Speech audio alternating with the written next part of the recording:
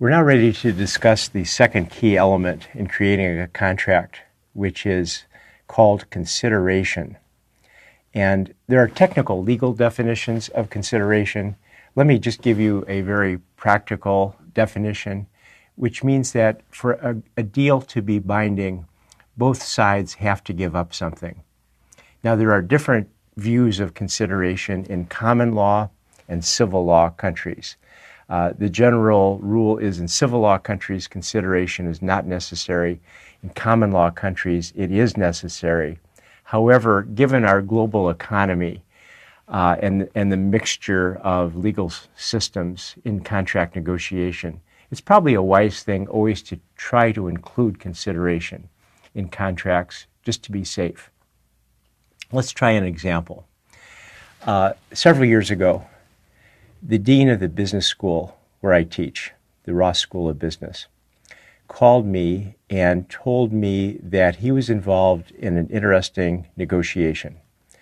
One of our graduates was considering making a large gift to the business school, and the gift was complicated because there were tax considerations involved.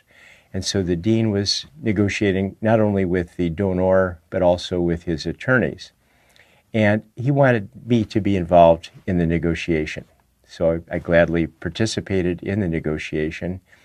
And eventually, the graduate agreed to give the school $30 million, which at that point was the largest gift in history to any business school.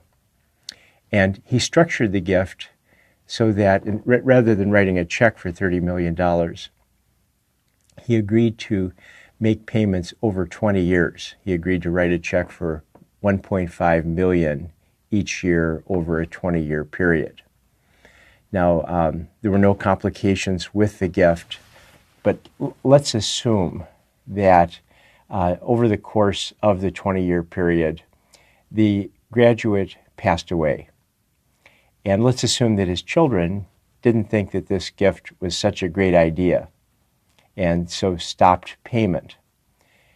The question that would arise is this a legally enforceable promise by the graduate? Now, in this case, the graduate signed a 5-page written agreement with all the details of his promise to make the gift of $1.5 million a year. Let's assume that if there is a binding contract, death would not change the contractual obligation. So the only question is this a binding gift when somebody promises to make payments of $1.5 million a year over a 20-year period? So think about that for a second. Press pause if you'd like to, and then reach a conclusion. Would this be a binding contract or not? The answer depends, and it depends on whether there is consideration or not. At least in common law countries, it depends on whether there is consideration. Clearly, the graduate gave up something. He gave up $30 million or $1.5 million a year. The consideration question would be, did the business school also give up something in exchange? Now, when you look at the 5-page written agreement, the answer to that question would be yes. The business school promised to start an institute with the name of the graduate. They promised to dedicate rooms at the business school for the institute, to furnish the rooms, to furnish faculty for the rooms, etc. And so in this case, the promise would be enforceable. Even if the children did not want to perform the contract, it would be a legally binding contract because there was consideration on both sides. Our next key element in creating a contract, and again, these are all elements that should be on your negotiation checklist, that should be in your pocket during every negotiation. And the question is the agreement legal? This can be a fairly obvious element. You can think of very clear and simple situations where the agreement is not legal.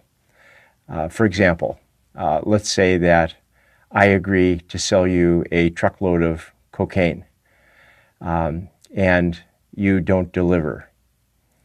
So I sue you in court. And the question is this a legal contract? Well, of course not. We've got an offer and an acceptance. We've got an agreement. Presumably we have consideration. I agree to give you the cocaine. You agree to pay for it. But the court clearly will not enforce that agreement because it is not legal. And in fact, after throwing us out of court, probably the local prosecuting attorney will grab us and arrest us, and we'll end up in criminal proceedings. But in business dealings, the question of whether something is legal or not is not only important, but it's more subtle. So, for example, let's assume that you work for a company, and like many companies, this company asks you to sign a non-compete agreement when you're hired by the company. In other words, you sign an agreement that says that, for example, if you leave the company, you cannot work for a competitor for a certain period of time, let's say 1 year. But let's say that you are an entrepreneur, you want to leave the company and start a competing business or work for a competitor within that 1 year period. Then the question is, will a court enforce your non-compete agreement? And this depends. It's a tough decision for a court because no court wants to put you out of work for 1 year in a business where you have developed expertise.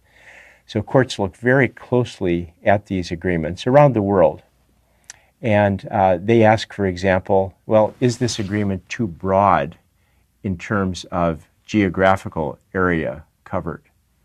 Or is it too broad in terms of the interests involved? These agreements must be crafted so that they are designed to protect an employer interest. And if they go beyond that, then the court might say, well, this agreement is not reasonable and throw it out.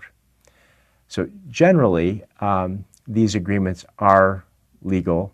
They do not violate public policy. But if they're crafted too broadly, then a court will say, well, this agreement is not legal. Now, in certain states, notably California, all of these agreements are considered to be illegal and unenforceable.